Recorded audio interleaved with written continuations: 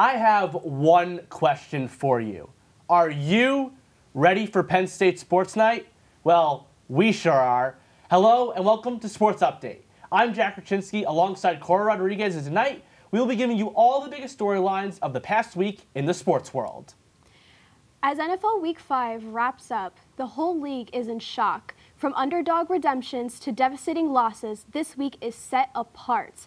One of the most surprising games of this season is far from the Commanders and the Bears matchup. This matchup was lined up to the Commanders' victory due to the 14-game losing streak the Bears had going. However, the Bears came out with a determination. Justin Fields delivered the ball to DJ Moore and Cole Kmet, resulting in 4 touchdowns. The Bears' defense was the star of FedEx Field. With 5 sacks and 1 interception, the Bears deservingly won their first game of the season to break their losing streak. Another surprising win was the Cincinnati Bengals at Arizona. Over the last 5 weeks, Joe Burrow's performance has depleted significantly, and he is back with magical connections between Burrow and Jamar Chase on the field, resulting in 3 touchdowns. And Burrow's highest pass completed percentage in this season, we saw Joe Burrow deliver. With a 34-20 over the Cardinals, this is the most score winner differential that the Bengals have seen all season. Speaking of score differentials, the Cowboys and the 49ers was also a complete blowout. The 49ers outnumbered the Cowboys offensively and defensively, which resulted in a 42-10. During this game, the 49ers received 3 interceptions and 4 touchdowns to continue their undefeated streak. Penn State might have been on their bye week, but that doesn't mean college football took a rest, with some incredible games occurring in Week 6. Perhaps the most talked about matchup was the Red River Shootout between Texas and Oklahoma. The game was a back-and-forth affair with over 950 total yards between both squads, culminating in Oklahoma quarterback Dylan Gabriel finding Nick Anderson in the end zone with 15 seconds left for the game-winning score, giving the number 3 ranked Longhorns their first loss of the season. Other top 25 upsets include Wyoming squeaking out a W over number 24 Fresno State, and the number 25 Louisville Cardinals taking down Sam Hartman, and the number 10 ranked Notre Dame Fighting Irish. However, the wildest event occurred in South Florida. Miami led Georgia Tech with under 40 seconds to go, and the Yellow Jackets had no timeouts. Instead of kneeling, the Hurricanes elected to run the ball. Disaster would strike when Miami would fumble, setting up Georgia Tech to score a touchdown with 1 second left and snatch victory from the jaws of defeat. A crazy way to cap off a crazy week. The MLB playoffs are in full swing, all 4 divisional rounds matchups underway. The wildcard round saw many teams break through the statement series wins. In the AL, the Texas Rangers dispatched the Tampa Bay Rays in a series that saw a Tropicana Field host the lowest attended MLB playoff game in over a century.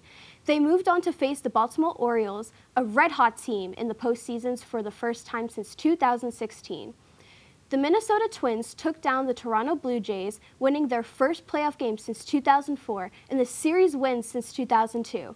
They will face off against the reigning champs, the Houston Astros. In the NL, the Philadelphia Phillies beats the Miami Marlins and moves on to challenge the 2021 champions Atlanta Braves. The Fighting Phils leads the series 1-0. And finally, the 6th seed Arizona Diamondbacks got a series win over the Milwaukee Brewers in the wild card and already took Game 1 over the NLDS over the Dodgers, highlighted by the LA's 10-time All-Star pitcher Clayton Kershaw being pulled after 1 inning for giving up a 6th run in the D-backs.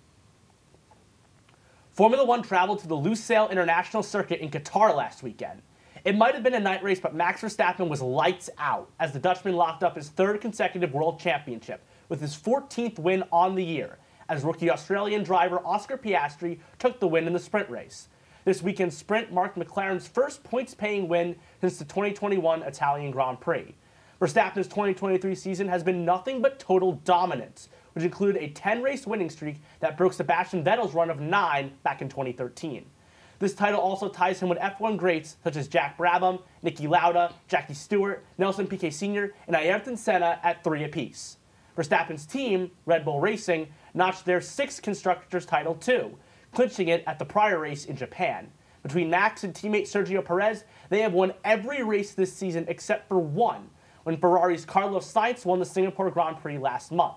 The Qatar race was filled with controversy as a grading track surface forced F1 to mandate a maximum limit of 18 laps on a single tire set, in addition to many drivers reporting severe exhaustion and illness due to the brutal heat and humidity. The series travels stateside in 2 weeks for the U.S. Grand Prix in Austin, Texas, with Mexico City, Sao Paulo, Las Vegas, and Abu Dhabi rounding out the schedule. So, Cora, what are you most excited for this week? I'm really excited for the NBA preseason. I'm a huge NBA fan, and I'm just ready to see the Celtics dominate this year.